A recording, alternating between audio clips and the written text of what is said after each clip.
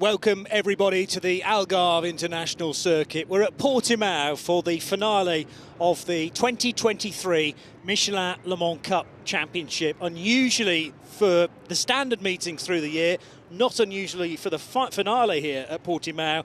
It is going to be a Sunday race for these cars, and the first thing on the bill tomorrow morning. So a 9 o'clock start when we do eventually get to racing. However, qualifying needs to be decided first of all, the order of the grid between, first of all, 12 GT3 cars and then a whole 28 LMP3 machines. And remember, when they've all posted their times, there's no grid split. If there's an overlap and a GT car's faster than a P3, that is where they will start on the grid. Now, wet weather tyres are being prepared.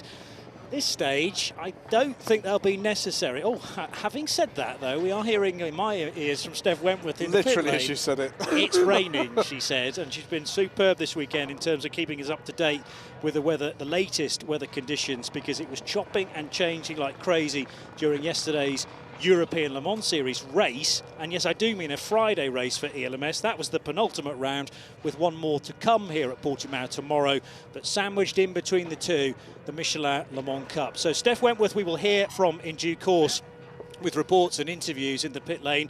You've got me, Johnny Palmer, and Graham Goodwin, as is usual. For that, I can only apologise, but we are looking forward to 2 doses of qualifying in a moment or two, Graham. And as I say, earlier on today, the weather looked fair and dry for the whole of the event today. Not so much tomorrow, whereas now a bit of spice. Yes, indeed, and coming again from absolutely nowhere. We saw this throughout the European Le Mans Series race yesterday. Blue skies, sunshine, and then wham, repeated weather fronts coming across the circuit and dumping just gallons and gallons of water just exactly where you didn't want it. Did add to the spice, but the key thing here, Johnny, is at what point in which qualifying session will this make an impact? So they're going to have to go, and they're going to have to go early. Whilst it's dry, get a time in and ensure that it's done as quickly as possible. So you would sense that the queue at the end of pit road, once cars are allowed to head to the end of pit road, and that's telling too, will be very frantic and frankly enormous as well. But what you don't want to do is jump the gun, and ahead of the announcement from race direction about, yes, the fast lane is yours now, because we saw yesterday in the GT category for ELMS that the fastest laps were deleted for those that were a little bit too eager. Absolutely right. If you're wondering what's going on here is that these cars are pitted actually at the back of the paddock here. They will have a designated garage that will be shared, the fueling points and the pitting point shared with one of the ELMS teams, and very often it's the same team.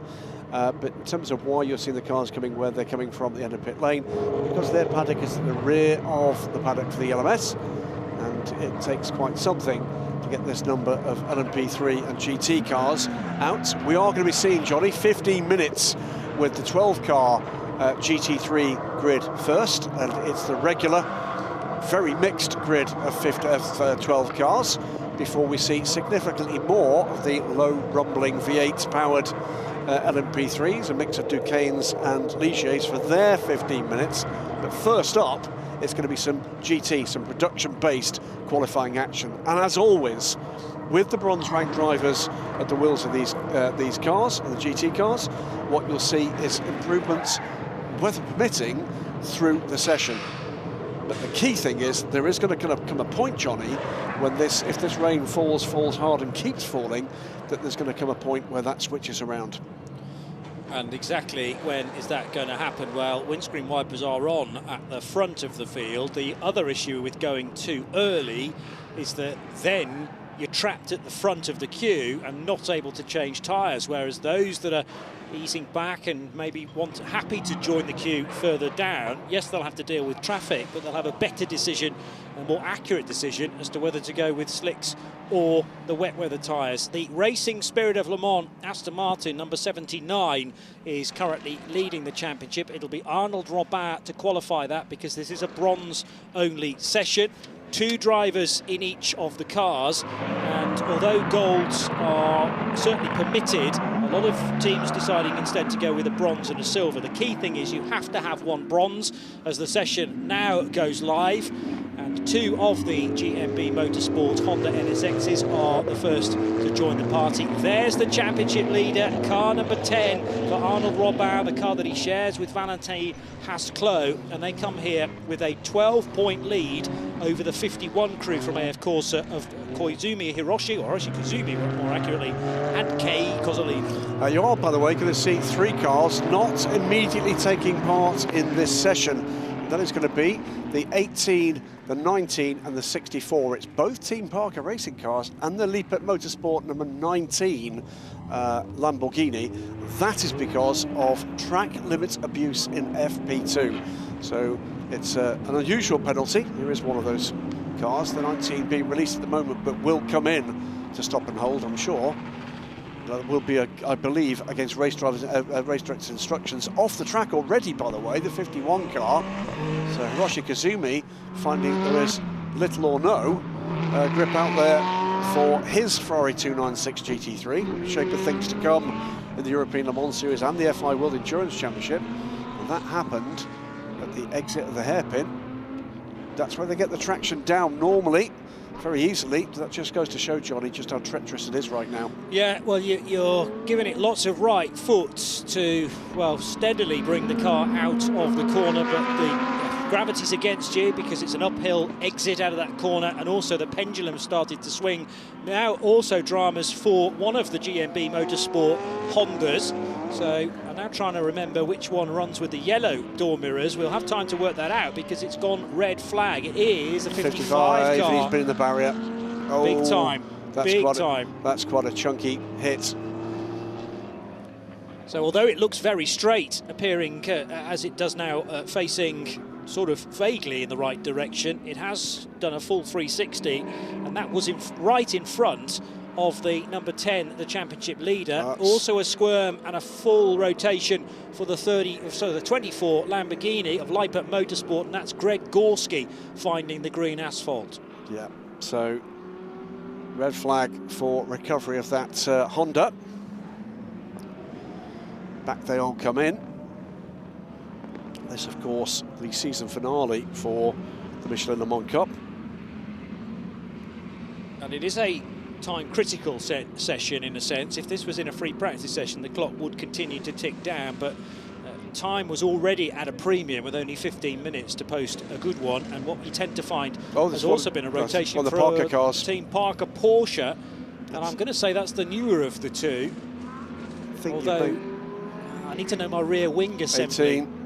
That is the newer of the two. That is a 992. Yeah, so there is one of the older spec GT3s, and this is the 18 car of Nick Jones, who now finds himself partly on, partly off the track. We've had, therefore, a third of the grid in trouble on this opening lap or so of this session, so clearly conditions are very tricky. I don't think they're tricky on wet weather tyres, but these will be ones that have gambled on the slicks, I think. And especially with no tyre warmers, very cool, slick Michelin tyres, and just pushing a bit too early, either half spins or full spins. Yeah, slicks coming off the 83 car there.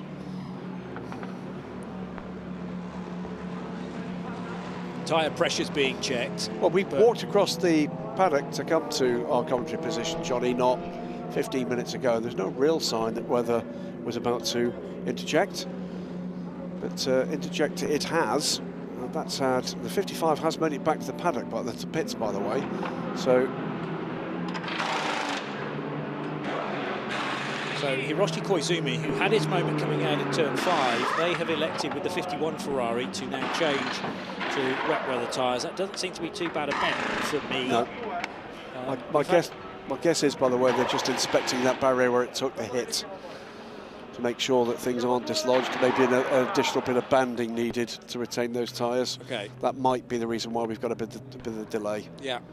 Well, as you say, car 55 has returned. They're now having to bandage up the car as well, with scarring all the way down that left-hand side.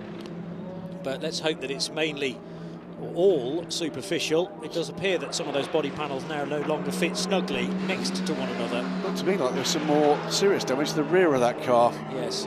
Well, the angle we saw it. here it is side by side with the championship leader, and this is what I mean about Arnold Robin being quite lucky not to be involved with this. He was in two minds as to which side to go.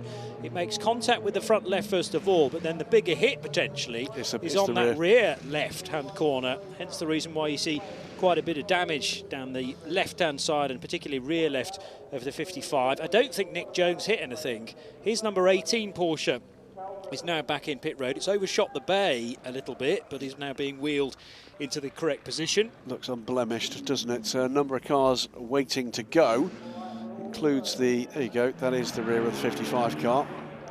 So it's buckled a little bit of the diffuser, although actually mainly that's still the right shape. It's just that it looks rather second-hand. And here are the track crew just making sure that the belt across the front of the tyres, it's just an inspection, is as neat as possible, because the belt will also help with the cushioning if a car loses it in the same place as Thomas Anderson. Pole positions this year have come from the current championship leader in Barcelona. That was the only pole that it took actually this year with Arnold Robin. We've also had one pole for the HSC with Caffeine 6 Porsche, which is currently at the front of the queue for the resumption of this session, and two pole positions for the Iron Link 63 Lamborghini. So that will be the Hiroshi Hamaguchi and Vincent Abril Lambo. Yeah, I think the two poles at Le Mans came for the guesting WRT BMWs, didn't they? They did. So they don't count in terms of championship points. You only get points for taking pole if you are a championship season regular. Yeah. So Valentino Rossi, you mean nothing to us in this. Well, hey, into the full season of the Michelin Le Mans Cup, and Valley, I will recognise you as a competitor as much as anybody else. Well, I think we're going to be seeing him in something a little further up the feeding chain. Strong rumours that Valle will be part of the F1 World Endurance Championship next year in the new LMP3 class, which effectively are identical spec cars to the cars you see here, with one principal exception, and that is the way that the performance is governed and observed. It's a closed-loop torque sensor system, exactly the same system as runs with the hypercars, to like after the balance of performance. But yes, there might be a different BOP, but essentially the same choices of cars are available. So exciting times, if you like, this type of GT racing. It's already arguably taken over, in a global sense, various other championships, but about to infiltrate top-level ACO rules competition as well from 2024. So certainly tomorrow's European Le Mans Series race is one to favour as the final competition for current GTE cars in Europe. Then there'll be the Bahrain 8 hours at the start of November, which will be their complete sign-off as we enter a new era. Absolutely. Martin Gudmundsson, our Icelandic driver, ready to go in the Team Tour Ligier in the second session. But clock, of course, ticking down now. Once more, as the cars are on their warm-up lap before going for the first flying laps of this session. We didn't get to that far before the red flag came out for a number of incidents, including one for this car. So the opportunity now, of course, for these teams to have switched to wet weather rubber. The question is, has everybody done that? It's probably too wet to think about slicks anymore, and those that have had spins will probably be thinking, no, that's enough of that silly idea, and let's just play percentages to make sure that the car is kept out of the barriers and also is able to start a race. Not later today, but nevertheless it's early tomorrow morning, so the time between the end of qualifying and the start of the race is still minimal, and you don't want the team members having to fix something big overnight. Thought occurs, they've come from the paddock to the collecting area bone dry. They've driven to the pit garages, pit stalls, bone dry. And at the pit stalls, standing behind the cars, because you're under the shelter of the grandstand there, bone dry. You're not going to find out what the conditions are like, frankly, until you try to put the power in, brake the car to turn, and then turn in. At that point, for 4 of those cars, it was too late. Yeah. I think also those that committed to the fast lane almost as they arrived in the pit lane, then did not give their team any opportunity to switch to wets late on. Some chose to give up, as I say, track position in favour of the better choice of rubber. In the end, it wasn't necessary, because in less than 2 minutes we were in a red flag situation. Sideways there from Tim Kresick in the number 86 Porsche. He held on to it very neat and tidily though, and with the windscreen wiper just on the intermittent setting, sometimes actually clearing the screen on not his driving side of the car. It seems to be working just over the right-hand side briefly, but it will flick to the left as well. And now through the final corner will go the Tim Kresick 86 car. He's third in the championship, just 2 points back from the Koizumi and Cossolino Ferrari. Here is the 63 Hiroshi Hamaguchi-driven Lamborghini that will go fastest in these initial times. So the bright green Iron Lynx car of Hiroshi Hamaguchi doing a 154.8. 0.2 of a second faster than that, Alex Martin in the slightly older number 64 Porsche from Team Parker Racing. So that's the non-992 spec version. And Charlie Bateman is the co-driver in that car. But Martin it is, this car here, that is setting the initial speed. Yeah, Alex Martin 154.6, just 0.2 then from the very rapid Japanese driver Hiroshi Hamaguchi, as we said before, making a return to the Michelin Le Mans Cup after I think the first 2 years with the championship, off doing other things, GT3 racing, including the original Nations Cup and the original F1 Motorsport Games, representing his home nation. Great to have him back here with Iron Lynx, a team that will stick with Lamborghini for their future ACO Rules GT race programs, alongside their soon-to-be live, currently testing, hypercar program with Lamborghini. The new SC63, testing this week, in fact. Drifts it with not a lot of grip, is there? Still not, but that might be a mixture of quite how hard Alex Martin is pushing as well. So needing to balance risk versus reward.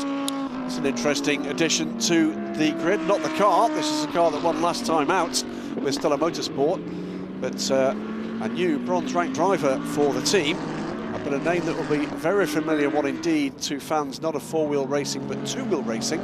2014 World Superbike champion, double 24H Moto champion at Le Mans, and long-time racer in MotoGP in both 250cc and 500cc. Sylvain Quintoli makes his international GT race debut here this weekend aboard the number 42, immaculately prepared as always by Stella Motorsports from, I think, Northamptonshire, could be Bucks, I'm not quite sure which side of the border they are. Yeah, it's close. But very close to Silverstone.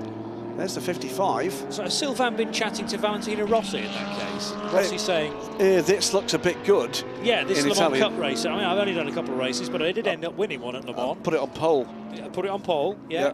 And, you know, there's a future in this GT3 lark after you've grown tired of two-wheel competition, which seems a bizarre scenario, but nevertheless, well, it's sort of certainly not the first to make the jump from one discipline to this one. Well, he could be, Sylvain Quintoli, if this goes well, have a shot at being the first driver to win a class at some point in the near future over 24 hours at Le Mans on 2 and 4 wheels. Yes. That would be something, wouldn't it? It would be quite a headline, that, yeah, and a statistic that would be difficult to take away from Sylvain. So he's got one part of it done. Here's the 88 GMB Motorsports Honda then in 11th fastest so far. Lars Engelbrecht Pedersen. It is the sister car that's better placed despite the early spin causing the red flag. Yeah, defending champions, of course, GMB Motorsport, and as a result of that, went to Le Mans this year with their GTE spec Aston Martin that will compete tomorrow in the European Le Mans Series. 2 Hondas this year to the 3 last year. And, great to see the NSX in competition in the Michelin Le Mans Cup. These cars, road cars, were built in the United States. The race cars built in Italy. So Japanese badged, but transatlantic heritage, and in common with a couple of other of the base models for GT3. As a road-going car, is a hybrid, but here is powered by the internal combustion engine only.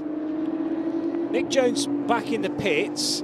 Are they going to take a late gamble on a different set of tyres? It might just be a newer set of what they were running on anyway. Is this the 1 minute stop and hold.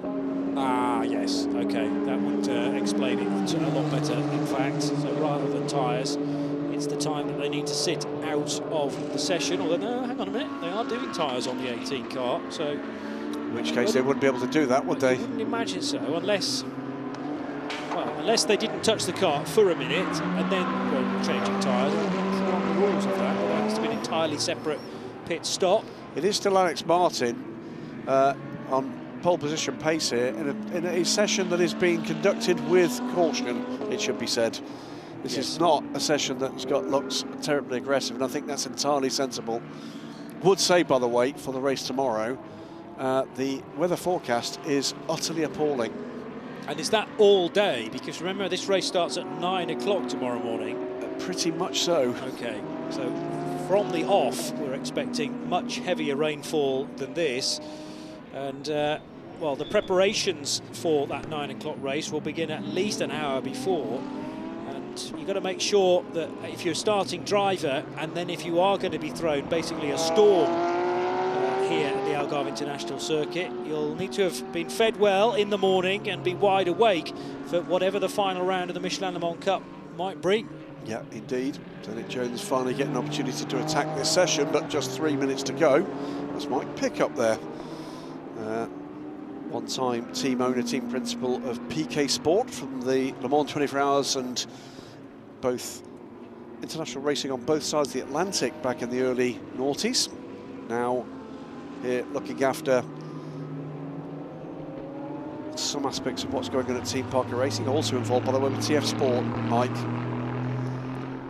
Great sound of the 4-litre turbocharged Aston Martin engine that powers this GT3 version of the Vantage.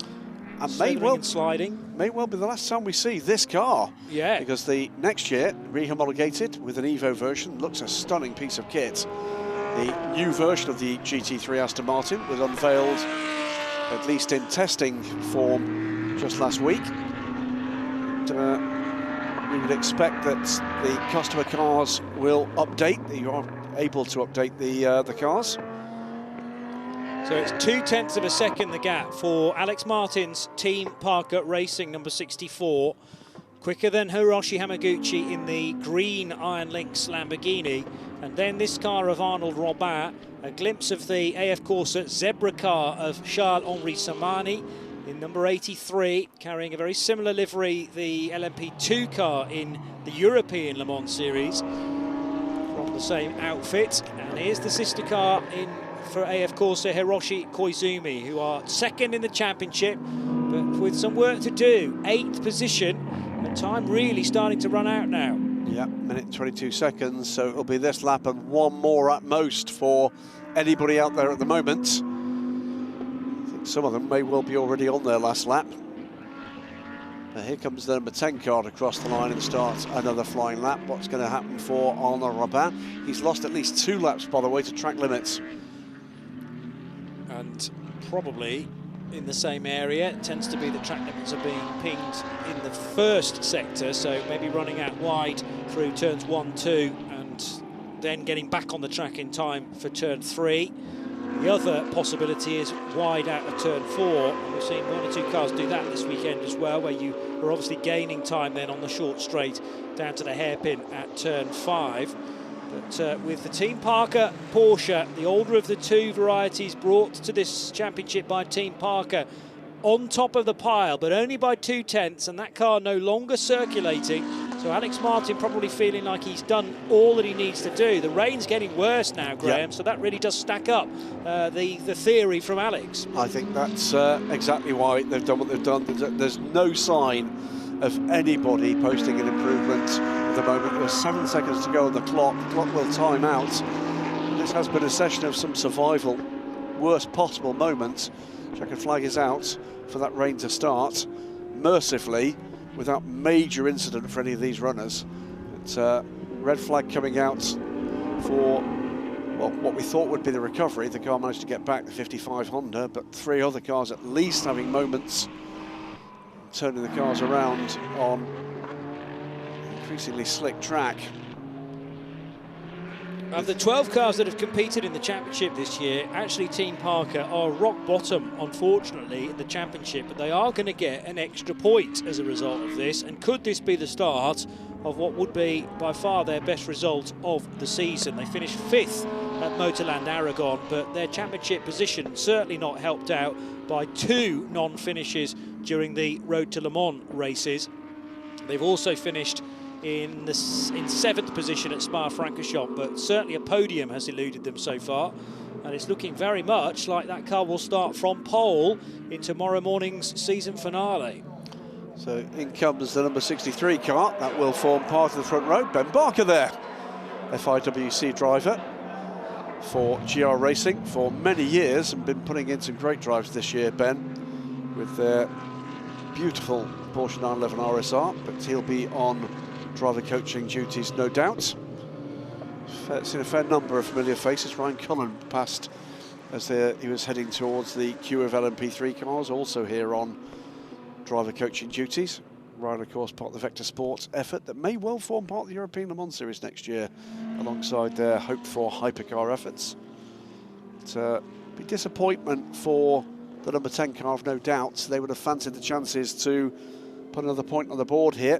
But I think these teams have taken the wise move, Johnny, of not pushing the envelope too hard here. Yeah, well, especially because an initial plan of how this session may play out probably went out of the window very quickly indeed when the rain started to pour down, and those that had decided to effectively be right in the pole position to join the session were then on totally the wrong tyres, and probably quite grateful for the red flag caused by the 55 having its spin into the tyre barrier on the run down towards turn 12. So as long as you weren't associated with the 55 GMB Motorsport car, it meant you could get back in and make a more sensible, more accurate decision about what tyres to go on to. It's the 64 Team Parker Racing Porsche that takes pole position. It's first of the year, a 154.614 ahead of the Lamborghini number 63 that is placed 9th in the championship. Then the championship leaders, Racing Spirit of Le Mans, 2.8 seconds back ahead of a second Lamborghini for Lippert Motorsport number 19. HCR with Caffeine 6, Porsche Tim Kresick 5th fastest ahead of GMB Motorsport's Thomas Anderson despite the off. Greg Gorski in another Lamborghini number 24 is 7th. 8th and 9th fastest, the 2 AF Corsa Ferraris for Hiroshi Koizumi and Charles-Henri Samani. Then Sylvain Quintoli in the Stella Motorsport Audi, the GMB Motorsport Lars Engelbrecht Pedersen NSX, and finally Nick Jones in the second Team Parker racing car. So those Porsches from Parker rather bookending qualifying and the first dose of it for 15 minutes. Yeah, tricky, very tricky. That 15 minutes of qualifying, it was interrupted, of course, by the red flag after the off for the number 55 Honda. But all 12 cars finished that session. So take a look here at the form of, I think, the team that would have expected to be in contention for pole position at this stayed dry, but didn't really get a sniff of it, did they? 2.8 seconds off that, and I think choosing not to push.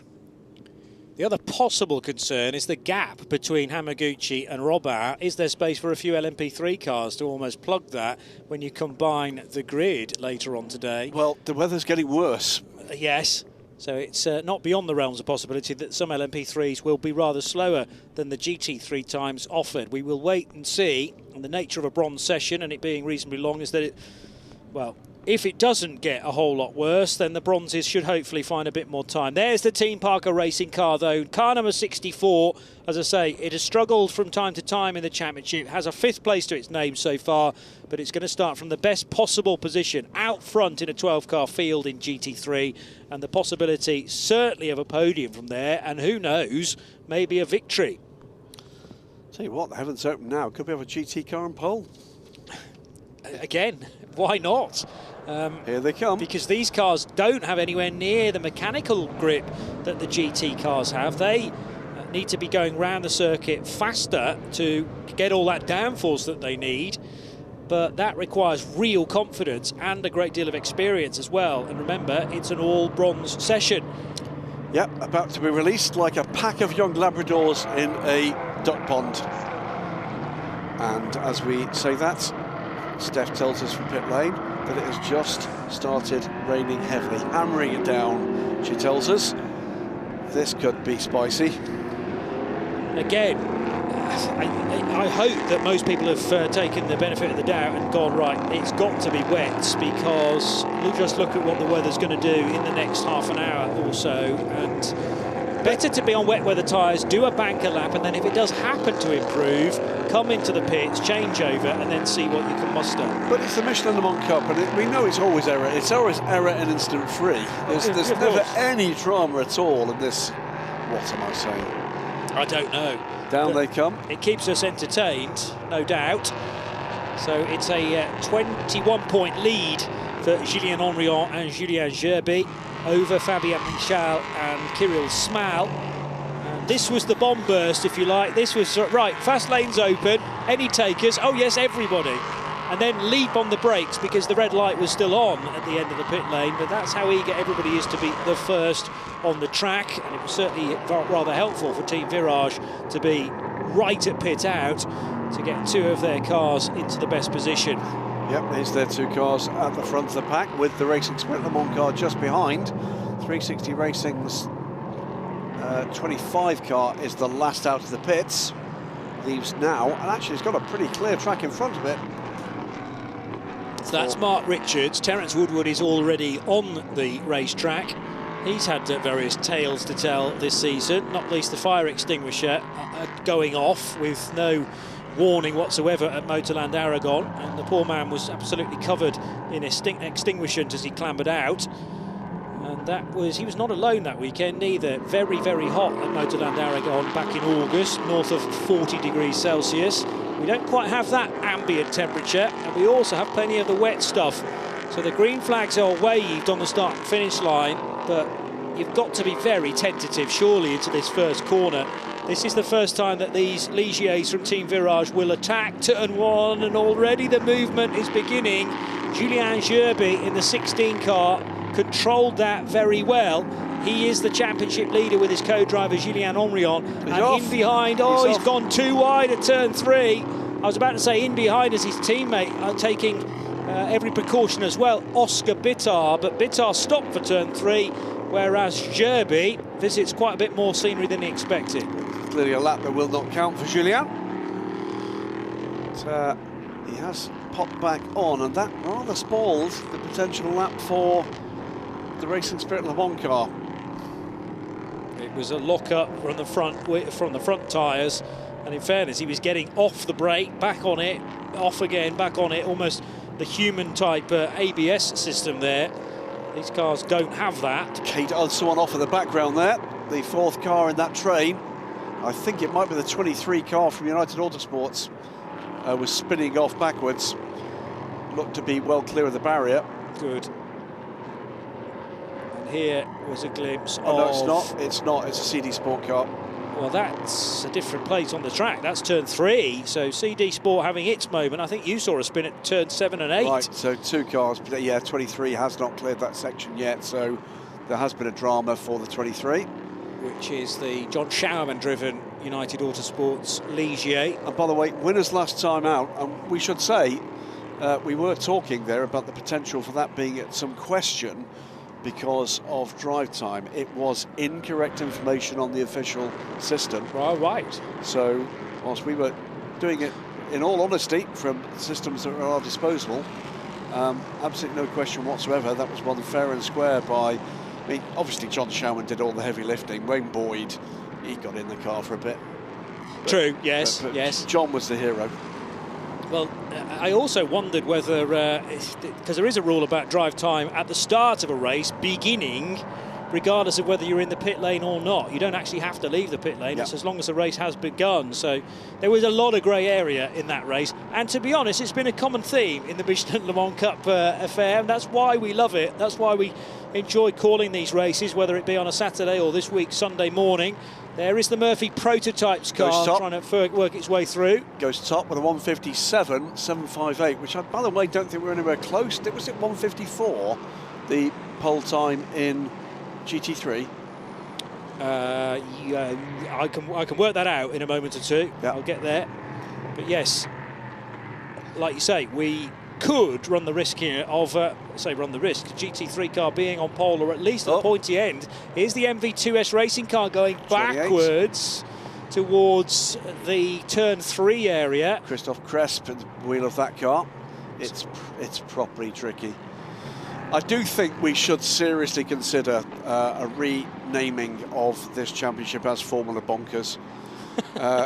It is great entertainment, not always of the best kind, but at the moment, most of these drivers doing a great job in, well, you can see now, the rain is pummeling down in very, very tricky conditions. Someone makes a liar of me at turn 11. So it looks like, yes, and that's the number 9 car. That is the Racing Spirit Le Mans car. And that is Christian Gysi, currently 4th in the order. So it is Murphy Prototypes from Team Virage. In fact, I say it, it's now Team Virage 1-2. Improvements from both those cars, both going quicker than Torsten Kratz has managed.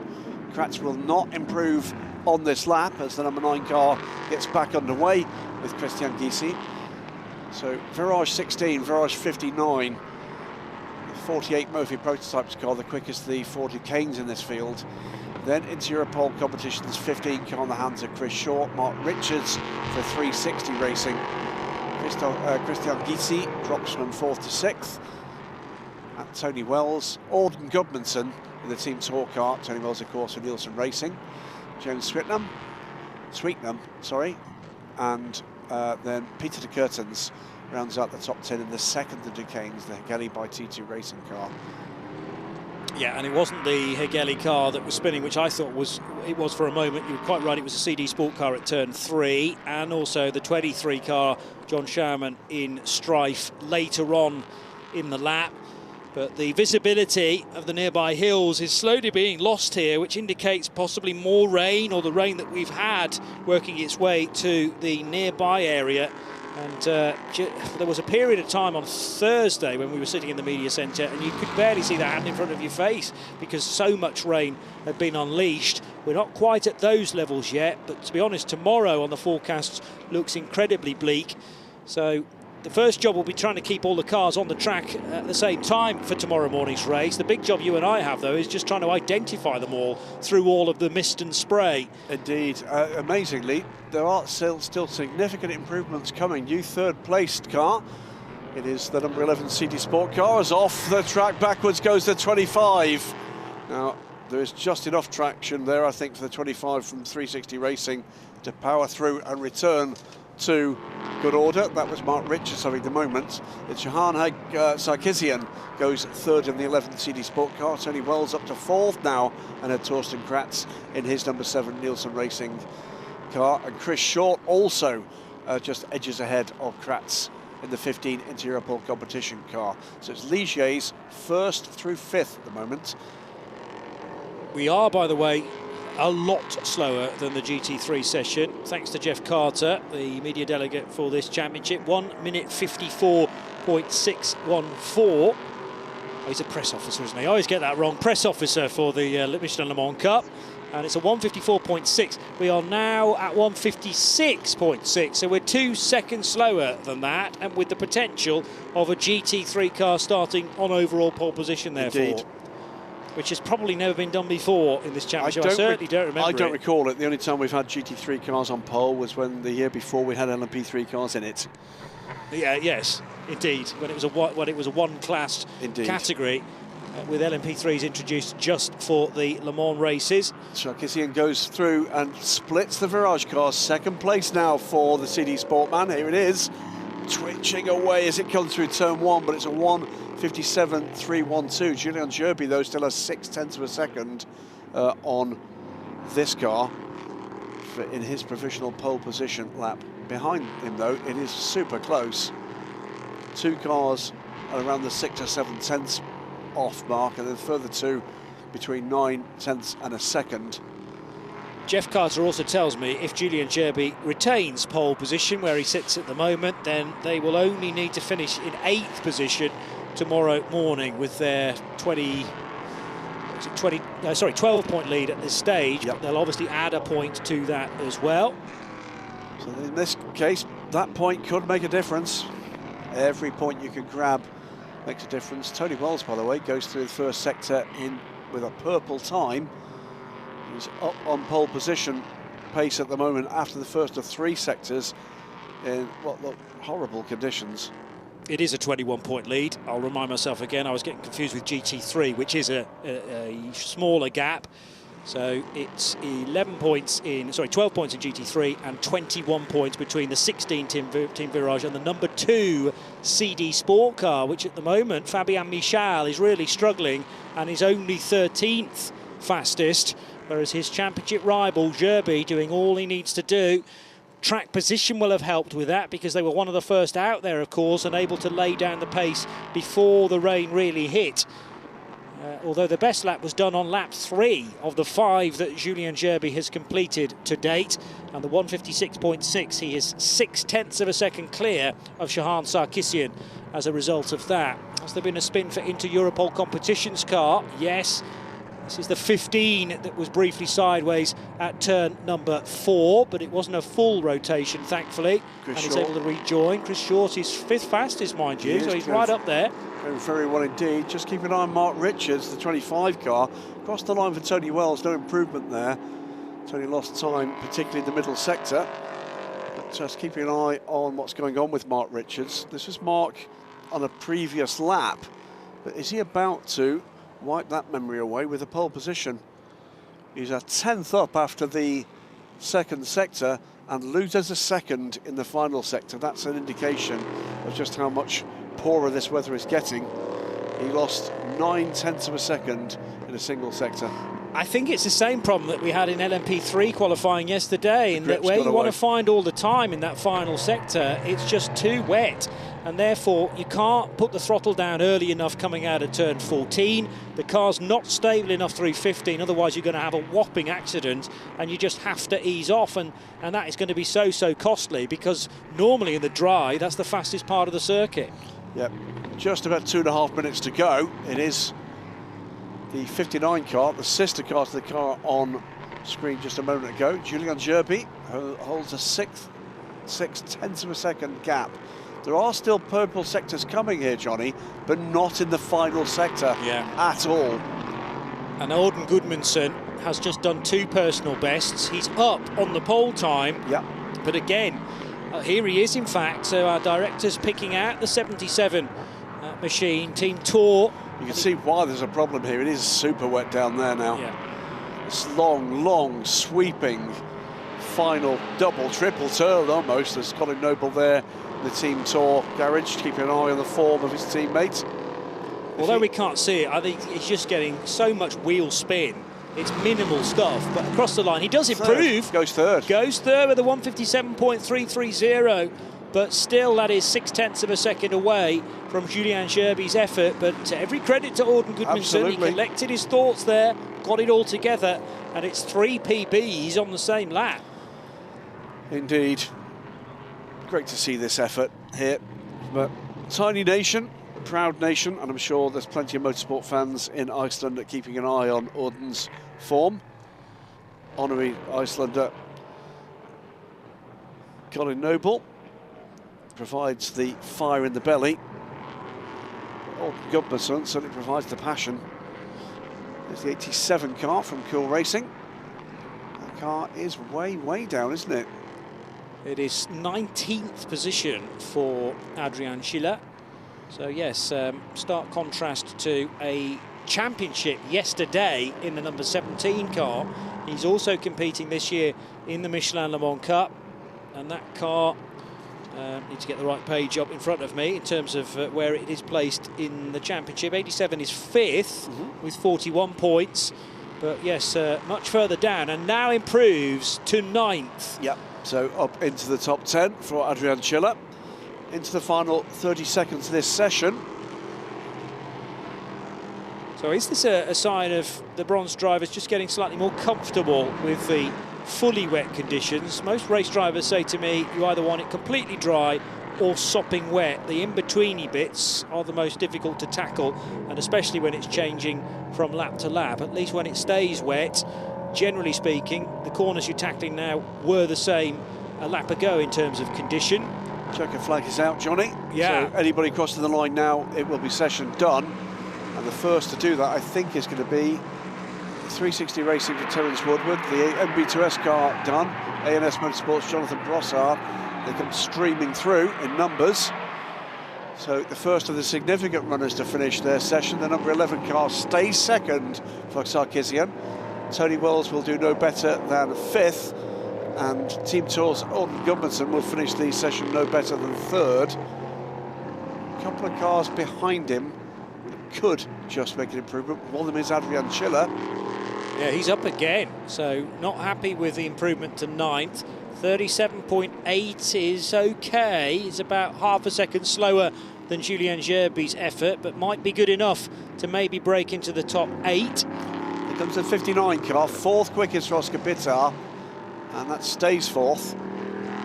Mark Richards says that's all I need to do in this session because it's getting a little bit too risky perhaps now, so he bails out and will be no better than seventh. Julien Gerby happy to pit as well, and very happy indeed are those associated with Team Virage. The celebration's already beginning.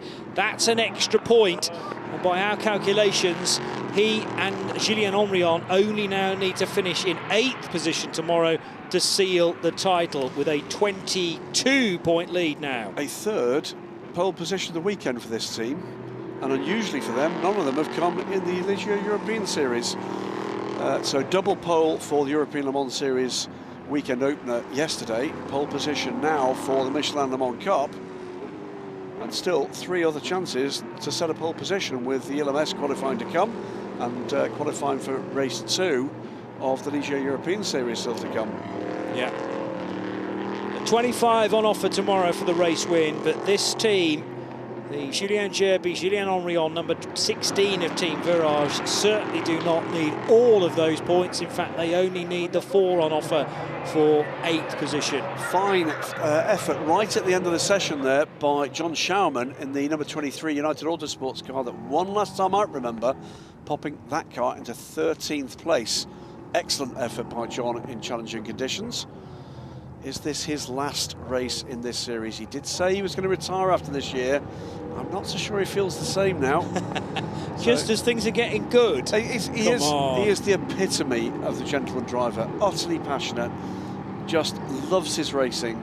A joy to be around. There are the qualifying results, Johnny. And compare GT3 pace to LMP3. It's a Team Parker Racing outright pole. Their first of the season anyway in GT3. It's a 154.6 from the Iron Lynx Lamborghini of a 154.8. Then the first of the LMP3s, Julien Gerby's effort of a 156.685 by 0.6 of a second over CD Sports, and that's Shahan Sarkisian. Then Alden Gudmundsson for Team Tour, Oscar Bitar for Team Virage, Tony Wells for Nielsen Racing, and Chris Short for Inter-Europol competition. And as far as we know, there's certainly nothing in the regulations to dictate a grid split between these cars. It's happened many times before where GT3s have been quicker than LMP3s. Whether that changes and whether a discussion needs to be had in race control when we have this bizarre scenario of an all GT3 front row, we will have to wait and see. But that decision will come later on today, and obviously in time for the race start tomorrow morning. But a penny for Alex Martin's thoughts, because it will surely be him as the bronze driver to start the Porsche tomorrow, and it'll be from the very front of the grid. Total credit to Alden Gudmundsson. I was kind of writing his lap off, certainly for pole position, but he jumped all the way up to 3rd place after 3 personal bests on the same lap. The driver from Lebanon, Shahan Sarkisian for CD Sport, really doing the business in car number 11. That's the machine that he shares with Frank Chapard. But Team Virage, as the championship leaders, inch ever closer to a title in 2023, with Julien Gerby, the Spaniard, going to the top of the times, although not at this stand, as the way things stand, as the front of the grid for car number 16, but it will mean that they are in a much better position to take the title tomorrow. 8 different positions, basically, that they could finish in and still take the title. Yeah, interesting times for the Michelin Le Mans Cup, and history has certainly been made there with the GT3s coming out on top. I'm reminded of Petit Le Mans a good few years ago now, when they absolutely poured down there and a GT car ended up winning outright. My name's Johnny Palmer from Graham Goodwin and me. We'll be signing off now, but don't forget tomorrow morning's race, 8:40, we're live for a 9 o'clock start. Bye-bye for now.